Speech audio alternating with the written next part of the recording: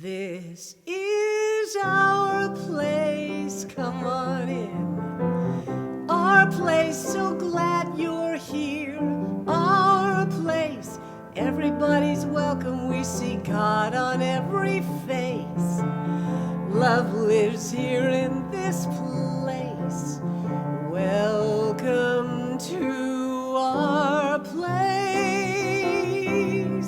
our sweet place.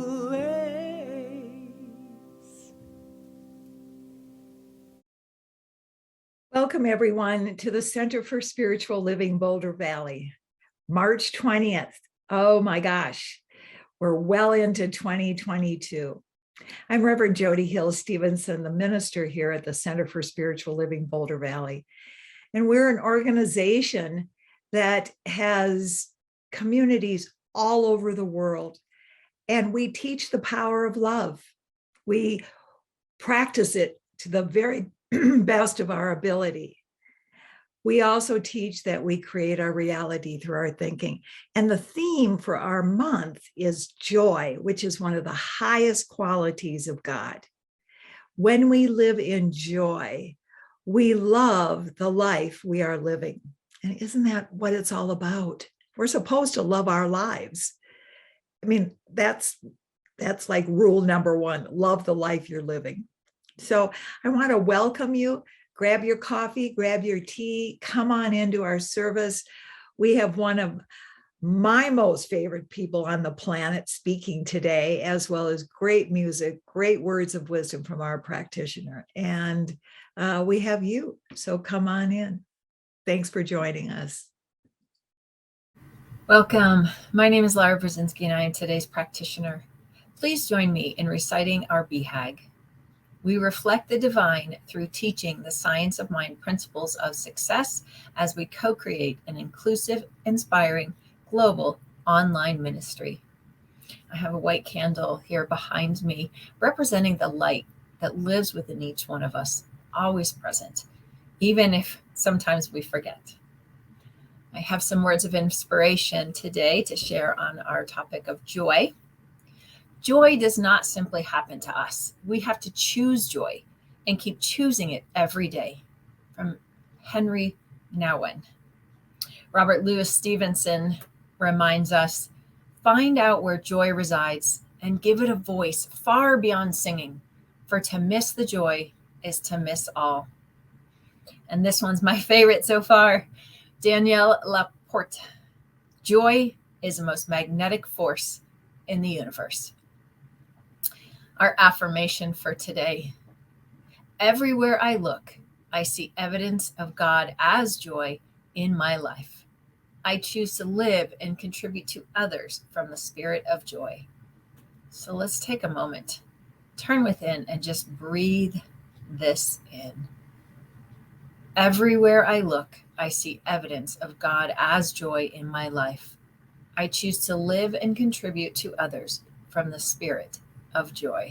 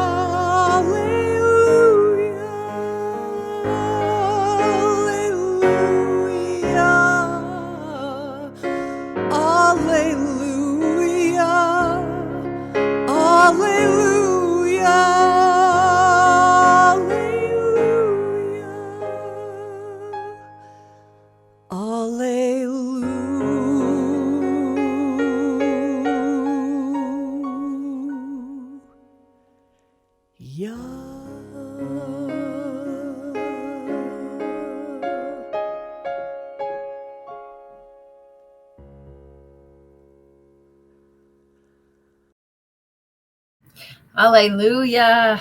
Let's go within and pray. So I center myself into this moment, into my very center, where spirit, source, God, joy resides. For there is only one, although of many names, energy, the universe, the power. There is only one, all creative essence, moving in, through, and as me, in, through, and as you, and every creature on this planet. That this power is operating within the winds and the sun and the grass as it pokes its head up throughout the ground and the new spring flowers. This is all this spirit, this divine intelligence moving through everything that we can see and feel, and even those that we cannot see or feel. It is here, ever present, and connecting each one of us. For this divine universal energy is everywhere, ever present in every moment. And so I just breathe in, breathing in that source, breathing in that divine intelligence, always within. And we turn within and we connect. We remember that this power of love and life and joy is always within us, each and every moment, although sometimes we forget.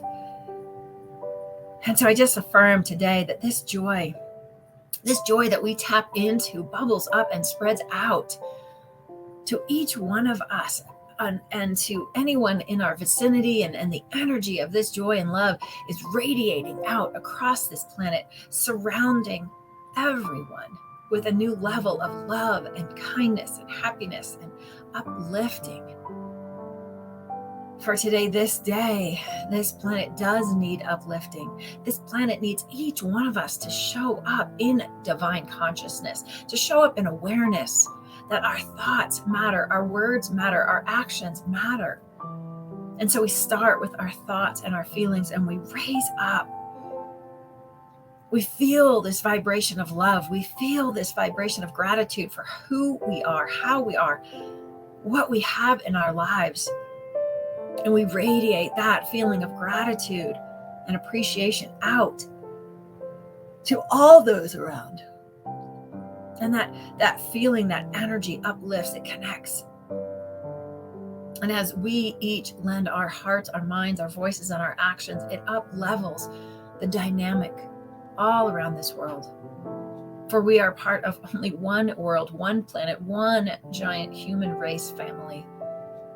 And we are one in the mind of God. And so I just affirm today love and peace around this planet. I affirm an awakening, an awareness, a recognition of the divine in you, the divine in each person, recognition that we are all here for the same basic human needs of love and joy and happiness. And so we each do our own individual parts by centering in love and joy today and radiating that out. And I'm so grateful in this moment for this remembrance that this is all it takes. It just takes a moment to turn within. It takes a moment to remember who we are, the divine expressing itself through and as us. Grateful for each one of you sitting in this divine presence right here, right now, or wherever and whenever you listen to this. Grateful for this connection across time and space. We are so blessed by this abundance, just this divine connection. We are so blessed by so many things in our lives. And so I just release and let go. I allow these words back into that infinite consciousness from whence they were birthed, affirming, knowing, claiming, this is so. It is already done, and so it is.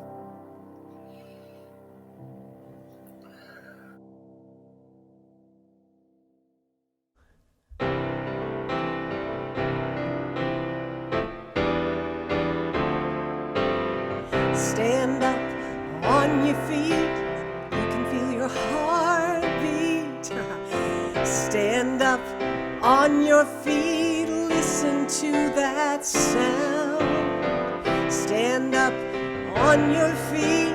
You can feel your heartbeat. 'Cause when you really feel and listen, God is all around. You can hear it in the rhythm of the rain, in the wind when it whispers your name. And did you ever wonder when you heard that mighty thunder? Well, it's our hearts all beating the same.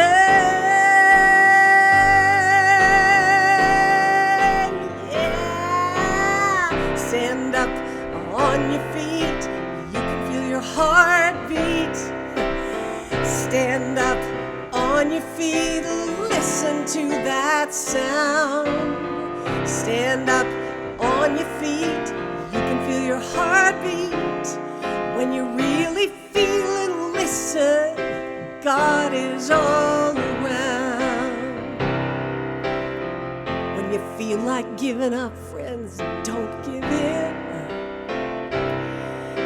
Reach down deep within, and always remember we're all in this together. And that's why I'm gonna sing it one more time again, and change keys too. Stand up on your feet so you can feel your heartbeat. Yeah, stand up on your feet. Listen to that sound. Stand up on your feet. You can feel your heartbeat. When you really feel and listen, or when you really feel and listen, when you really feel and listen, you know there's joy and there's love and there's music. Joy and there's love and sweet music. Now there's joy and there's love and there is music.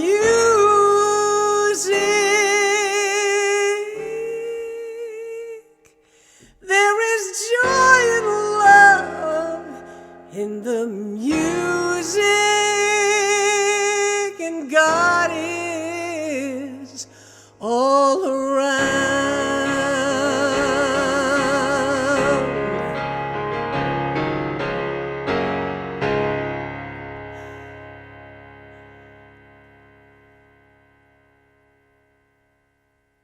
So many of you by now know our speaker, Jan Carothers. Many of you know that she's a very close friend of mine. She's in Portland, Oregon. She's been a part of the National Speakers Association for, oh my gosh, 30 years now. She has been a consultant to ministries all over the country. I wouldn't be who I am today without her and her wisdom. And I know many other colleagues say that. And Jan Carothers, I'll tell you that she loves to shop. And we have shared so many hours of shopping and caring and sharing and laughing and crying. We have cried in so many restaurants together, as only girlfriends can do. So, Jan, thank you so much for being here again. You're such a gift in my life and so many others. Thanks for being here. Jan Carothers. Hello, Boulder Valley. It's March 20th, and it's the first day of spring. And it's also the day my father was born. He always loved that he came into the world at the same time as the flowers. And it's also spring break for many. It's also Lent, the time before the great Christian passion story of Easter and of a time of renewal and resurrection. And in this time, I'm inviting you to live in a circle of joy.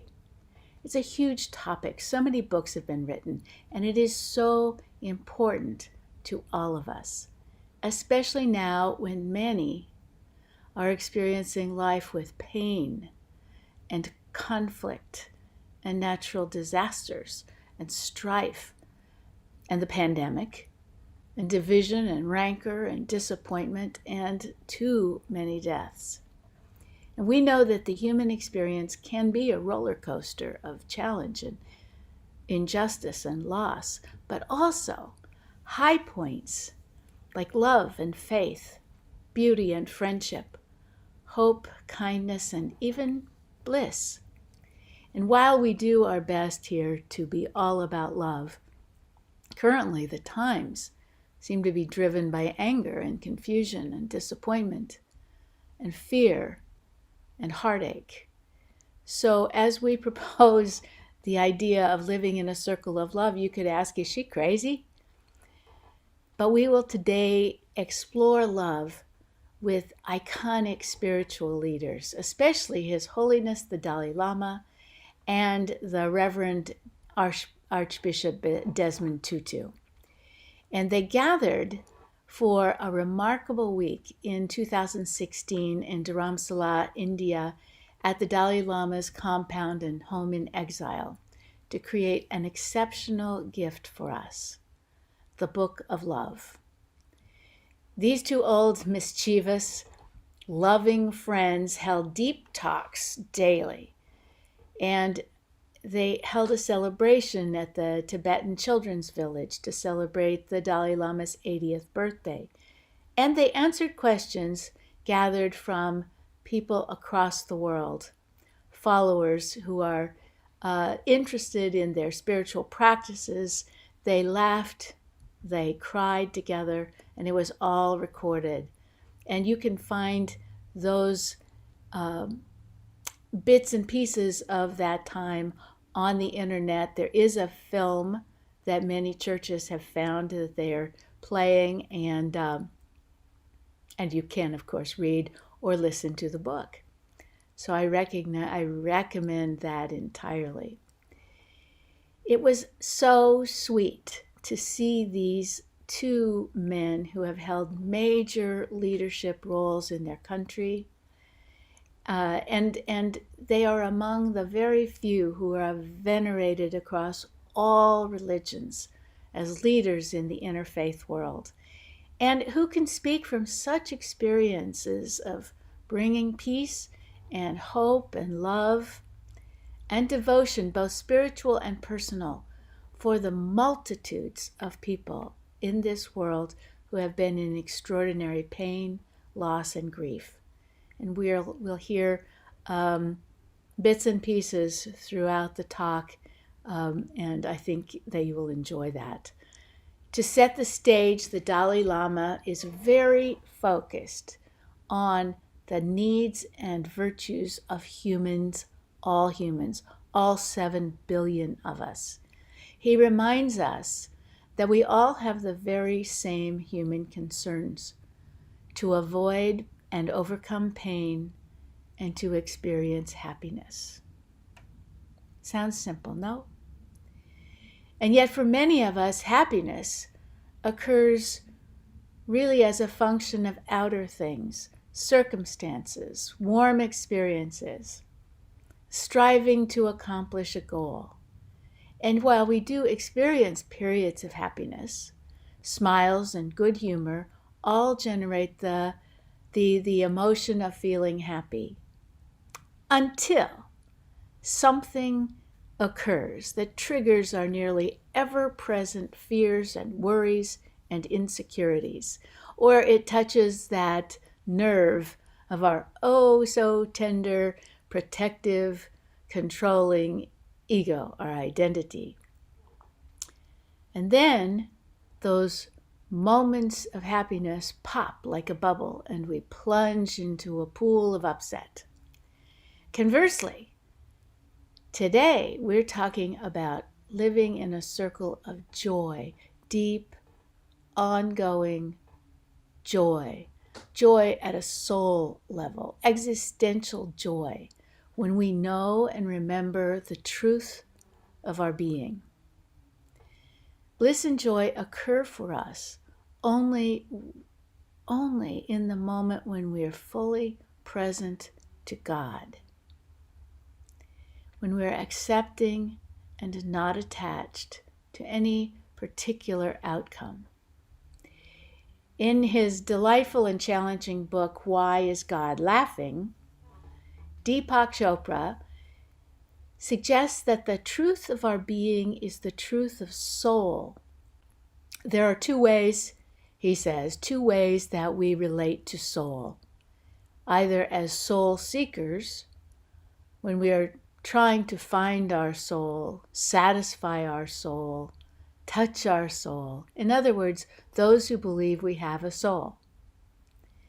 And there are those who know we are a soul that is playing the role of a person and knows the person is not reality. And thus, we know at soul level, we are not alone. We are not separate. We're never in danger. If we're soul seekers, we will only be able to experience our soul nature truly when we realize that soul is everywhere and we begin to live as soul. And one place soul most certainly is the same everywhere that God is. Our souls, therefore, we are a part of God.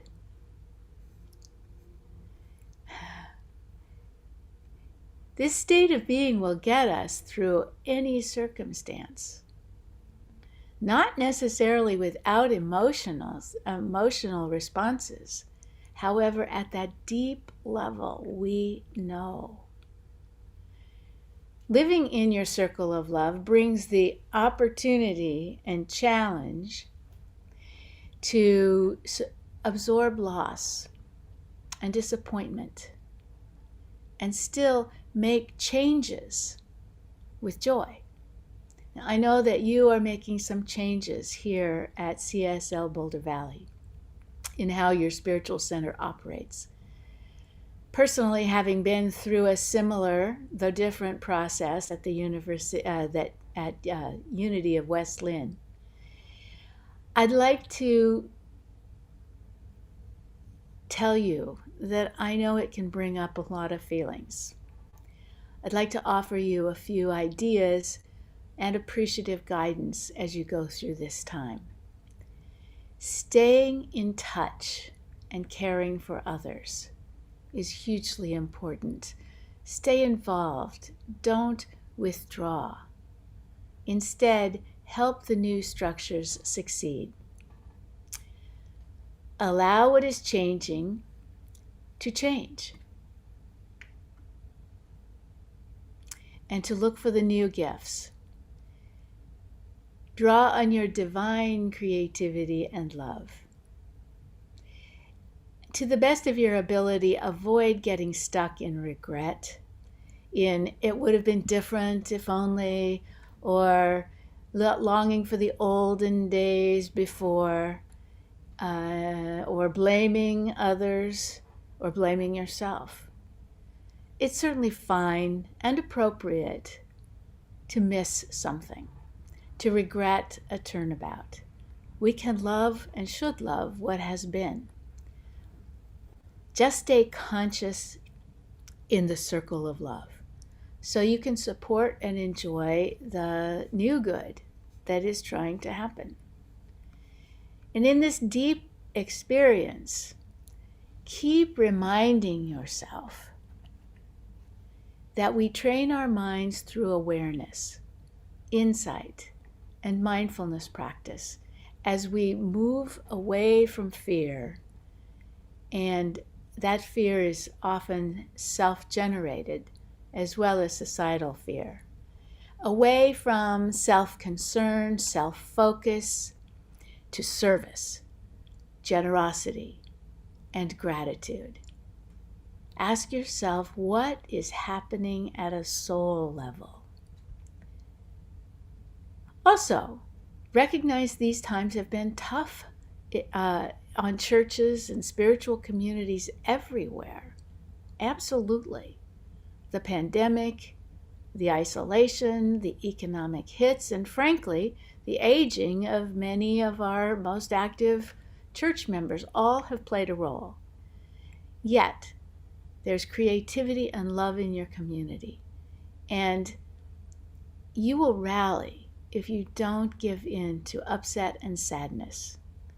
Find the joy and the blessings and the opportunities even where they may not be obvious or apparent, because they're there. Yes, it's tough, but not as tough as being invaded and forced into exile and becoming refugees, fleeing communist Chinese takeover, having 1 million Tibetans killed, and your country's culture destroyed, being forced to flee to exile, and eventually, thanks to the generosity of the Indian government, to the people of Dharamsala. This happened March 10th, 1959, when they welcomed the 24-year-old Dalai Lama and his people. They have lived in exile for the last 63 years. 53 years. 53 years, right. Not as tough as the years leading to the elimination of apartheid in South Africa, and then trying to find and create and conduct a process that will allow a country to move forward together after so many years of humanitarian crisis and injustice and genocide. So like those two men, we will grapple with how to live in joy when the suffering of others breaks our hearts. To do this, you draw a large circle of joy around you, like Glinda the Good Witch's magic wand. Take your first steps into the circle of joy. To begin, recognize you will still experience the roller coaster of happiness and sadness, anger and grief, frustration and expectations and ego. All of us.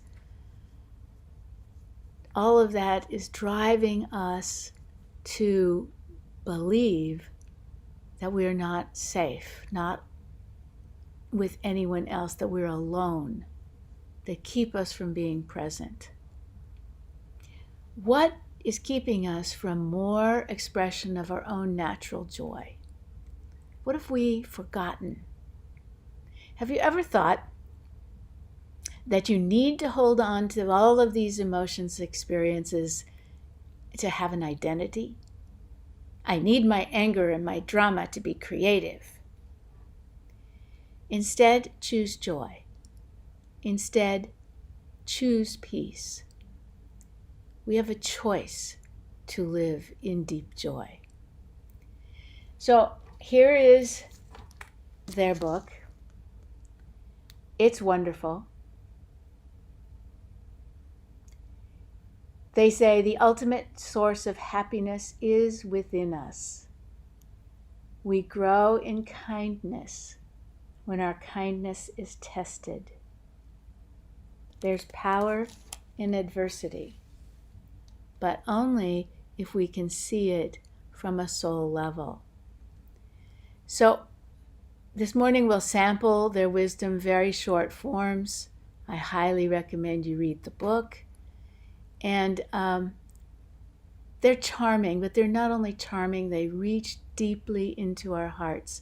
And they both seem to know this may well be their last time together. And it was their last time in person. And as you probably know, the Archbishop died the day after Christmas in December 2021. So they had this remarkable week together, a year in the making. Two passionate spiritual advocates for a universal, secular, as well as spiritual approach to cultivating human values, working together for human rights and world peace. These two souls loved each other, enjoyed being and speaking together, recalling love and loss, despair, fear, anger, envy. But what's remarkable about them is no matter how complex the subject, their mischievous spiritual brother side was always present. These two who have seen so much are still models of existential joy. Question: how do you control anger in your daily life? The Dalai Lama said, I think much of our pain comes from our own minds. Our fears, frustration, anger reactions, slights, reactions which expand and cause us such needless pain. He said, when there's fear and frustration and anger and hatred, it's actually eating our immune system. In order to have a healthy mind, a healthy life, we need to have a calm mind. Anger is no use, creates more problems. Eventually, the training of our minds, manage our thinking, which is the only way to train our emotions. The Dalai Lama said, the Archbishop said, materialism is people are beginning to realize that there's little joy and satisfaction from material things. As a Christian, he said, you are made like God, for God, by God, like God. And anything less than the divine will never give us full satisfaction. Our hearts are restless until they find their rest in thee. Together, these two transcended their own spiritual traditions, and they learned and appreciated the nature of others' belief. They explored how to live from an essential joy that transcends the vicissitudes of our lives, circumstances we all fall heir to. But they refuse to give in to the cynicism of modern times. Joy is our birthright, the Archbishop says, not surface temporary happiness. No dark fate determines our future. The very purpose of a life, to avoid pain and to express our love and joy. And yet they never deny the heartbreaking events. There is a clear belief, though, that we can have a range of emotions and still have a deep joy at the absolute goodness of human beings, of the absolute worth of humans. It is our extraordinary capacity for compassion, generosity, kindness, and love. Speaking about achieving true joy and happiness, the Dalai Lama says, if we think we want to get true joy for ourselves, it is very short-sighted, short-lived. Until we look outside ourselves, we will not be happy and joyful. He spoke about the responsibility that we have for creating peace.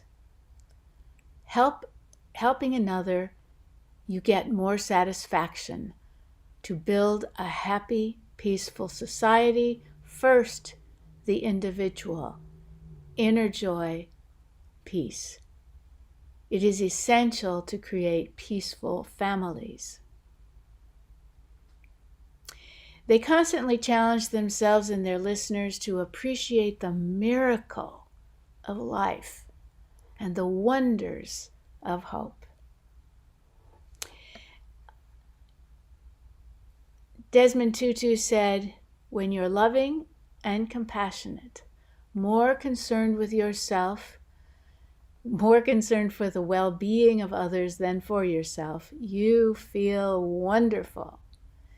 Joy is actually the result of showing caring, love to others, to do things for others.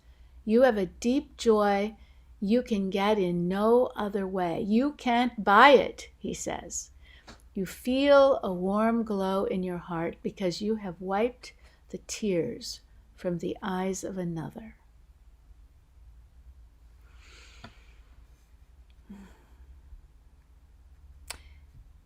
The Dalai Lama still reminds us that 7 billion people all have the same desire: peaceful, happy life. And perhaps he said it so many times. And it is most important to promote human values, important for us to teach ethics and virtues and appreciation for human beings. Think of Buddhism, he says, not as a religion, but as a set of scientific techniques, science of mind. He said that. Not harming others, but rather helping others and creating social justice. The Archbishop said and reminds us and said so fiercely, "You are of inestimable worth. How valuable you are yourself. How blessed you are to be alive and appreciated. The more you can really love yourself, the more you will be able to truly love and appreciate others." Whoever is suffering, at our core, we are beings of infinite strength, purity, and perfection. And while we also see great injury inflicted on others, it is tempting to react, to turn away in judgment. But remember, whoever inflicts pain, that person is also suffering. Speaking of suffering, the Dalai Lama says it opens up our universal hearts.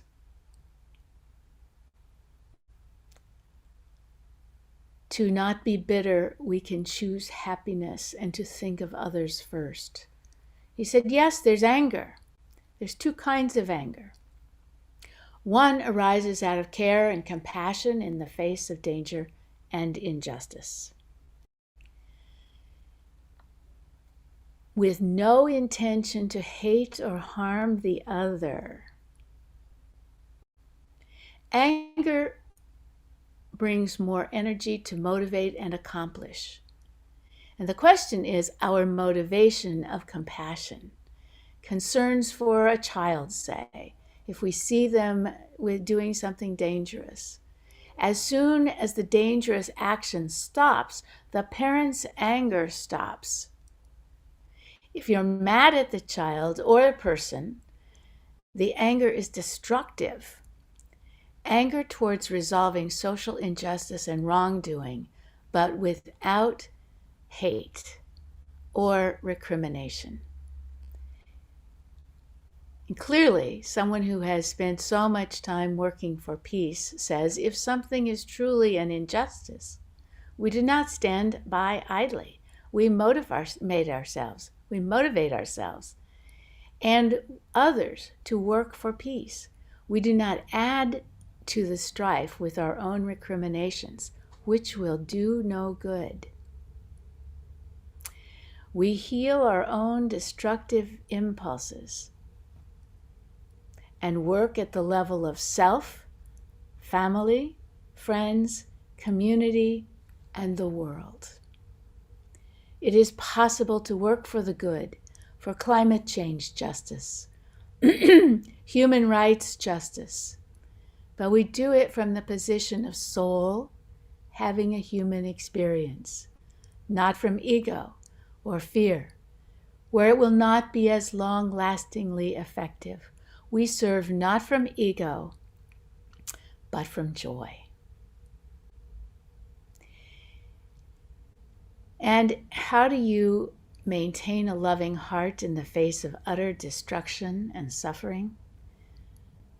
The Archbishop said, "Those are the toughest things to face when you believe in a good and loving God."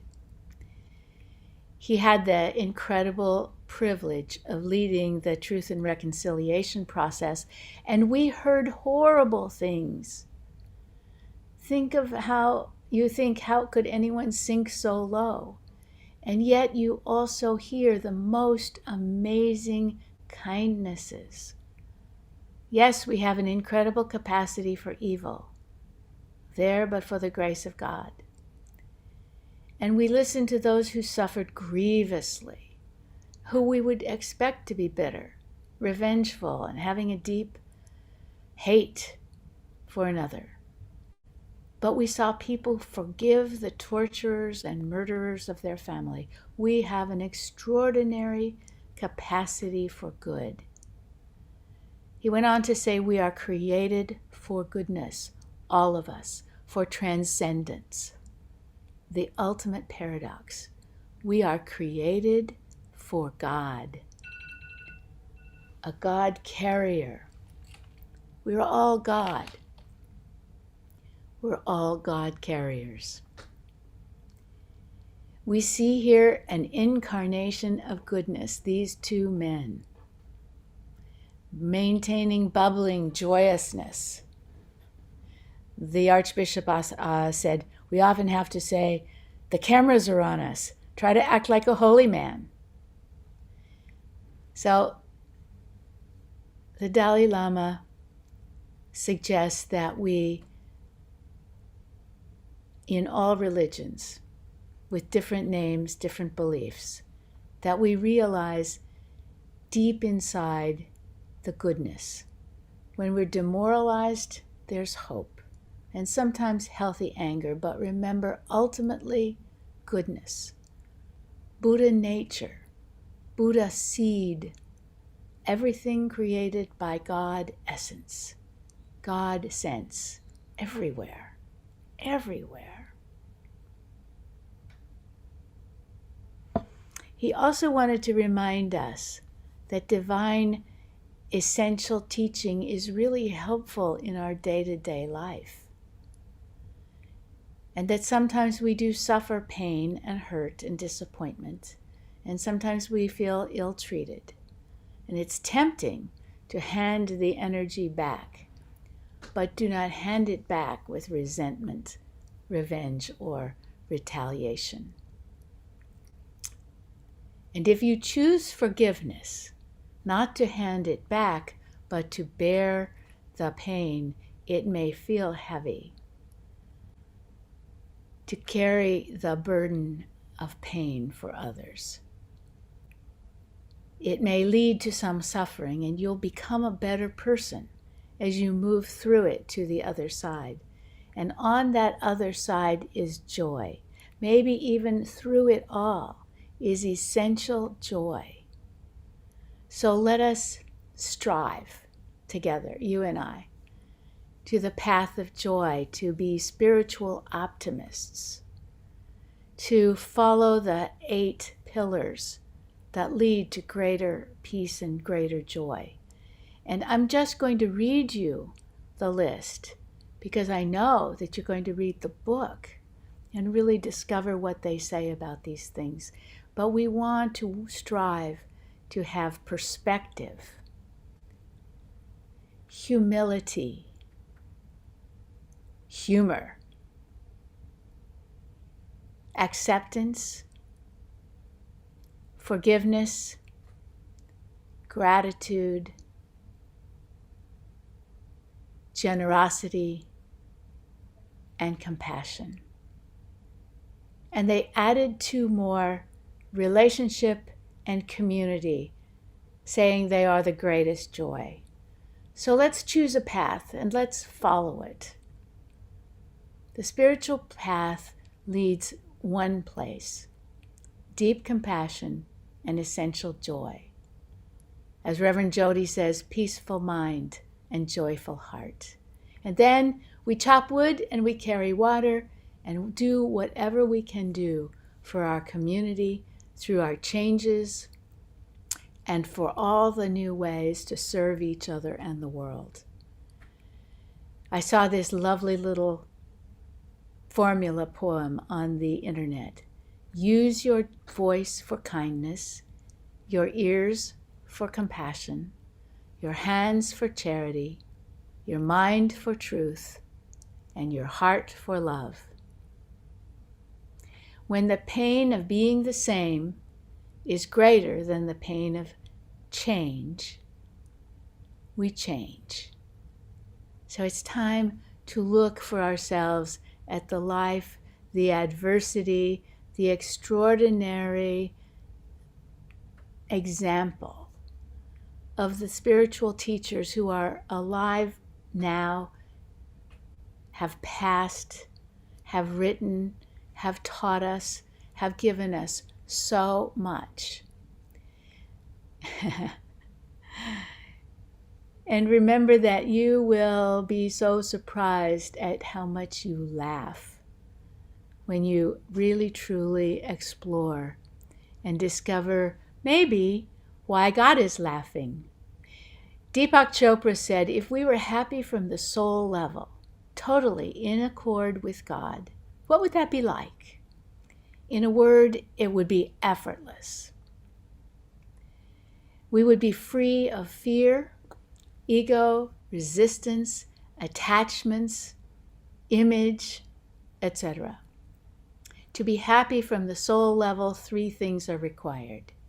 You act without effort or struggle. You feel joy in what you do. Your actions bring results. All 3 requirements must work together if you want to experience the happiness God intended.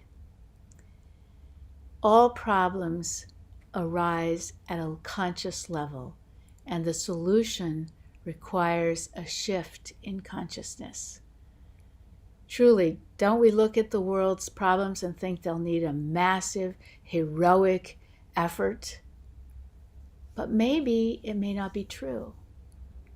What's called for is the shift in our consciousness to support those 8 pillars that lead to greater inner peace. And with that, I want to suggest as we close today that all during the rest of Lent and on through the year, we take on a project that allows us to focus on these great qualities, these pillars. We fast from despair, from negative judgment, anger, and fear, and instead we feast on the wisdom of the masters, following the guidance of Ernest Holmes, our founding minister, on the Dalai Lama, on Desmond Tutu, and so on. And as I read these quotes from Ernest, let's treat them as our closing prayer today. So before I do, I want to thank you for inviting me. It's always fun to be with you. And I can see an illuminating, loving, and creative new period ahead for the Center for Spiritual Living in Boulder Valley and your whole community. I see you safe, whole, loving, peaceful, and joyful. Here we go. Instead of dwelling on negative thoughts, cause your mind to dwell on peace and joy. Love is not just something to be, life is not just something to be endured. It is to be lived in joy, a fullness without limit. I am a gift of joy that God gives to a wonderful world. Everything necessary to the full and complete expression of the most boundless experience of joy is mine now. Joy has come to live with me. How can I be sad? I do so love thy presence, which is joy within me.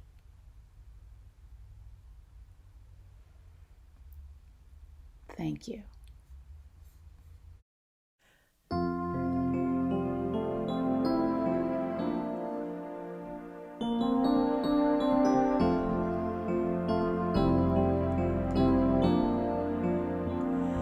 I wish for you many things, like soft moonbeams, and I really hope your lives will bring many smiles to your face. I wish you lollipops and a winter rose, sunshine when it snows. In the spring, I wish you flowers that grow with their beauty and grace.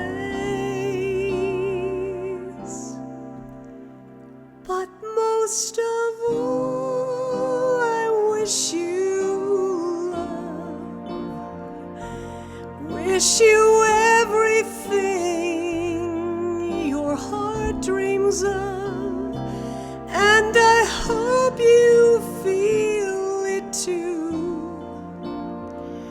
Want you just to know how much I love you. So in the dark of a stormy night, can you feel me holding you tight? If I can't always be there, hear my prayer. I wish you love. I really wish you love.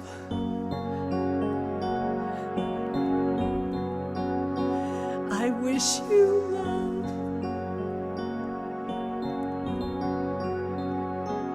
I wish you love.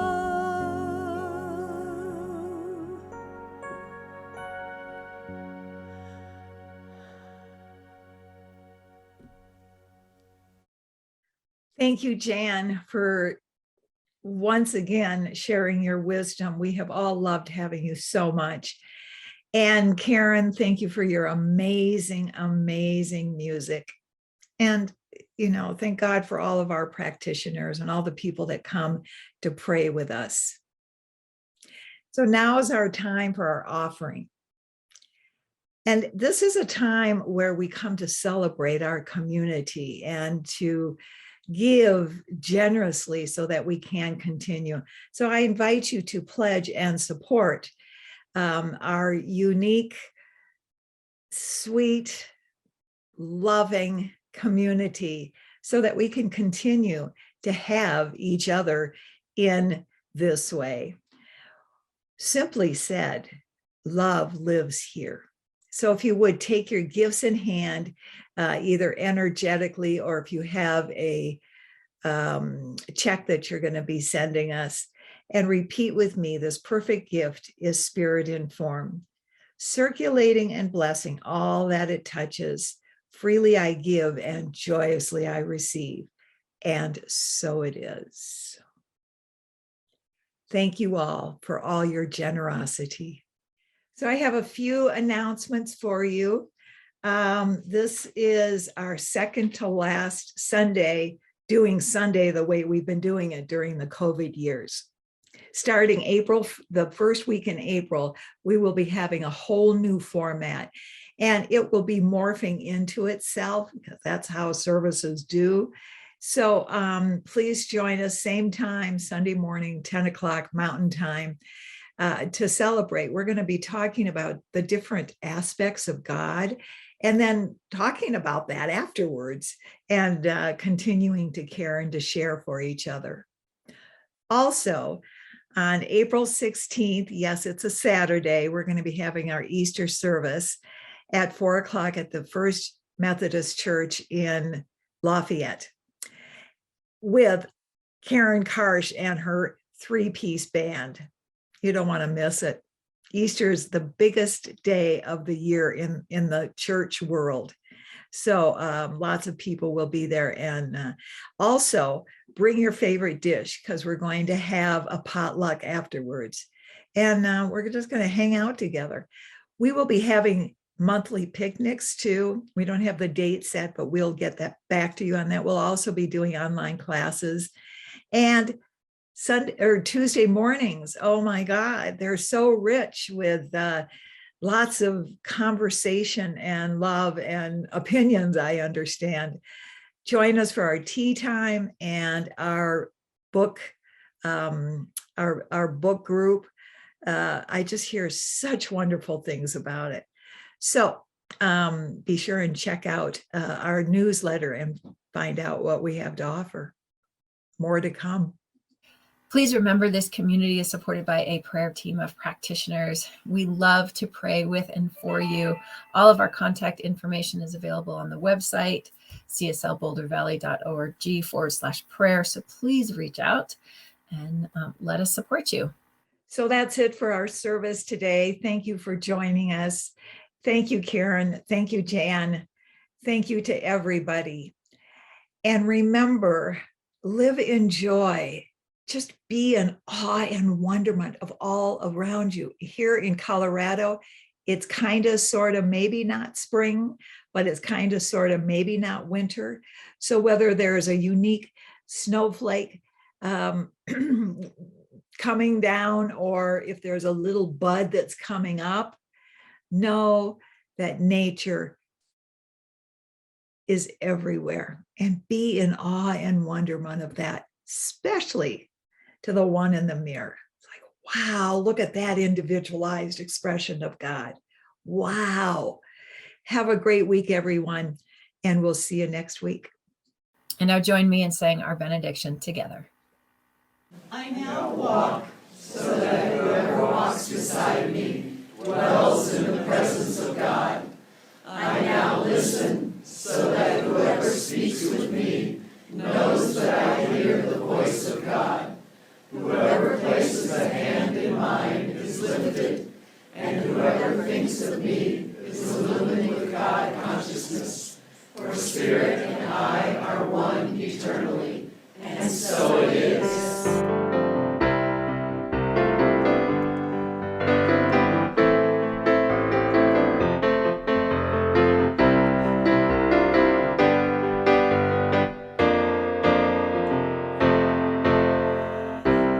My mama said, walk straight ahead when you're walking down the middle of the road. Keep your eye on the prize like stars in the sky. Walk down the middle of the road. Balance is the key to harmony. Walk down the middle of the road if you want to achieve true harmony. Walk down the middle of the road.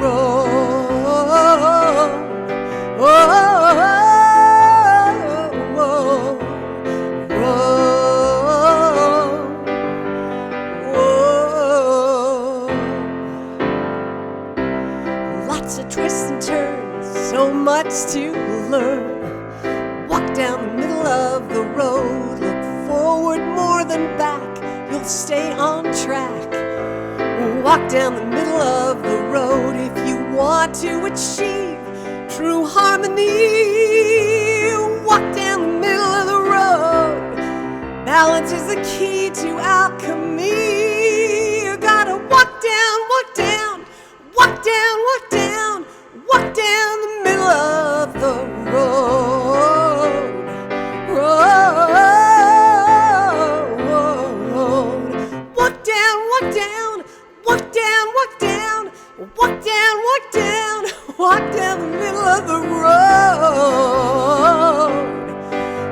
gotta sing that one more time again. You gotta walk down, walk down, walk down, walk down, walk down, walk down, walk down the middle of the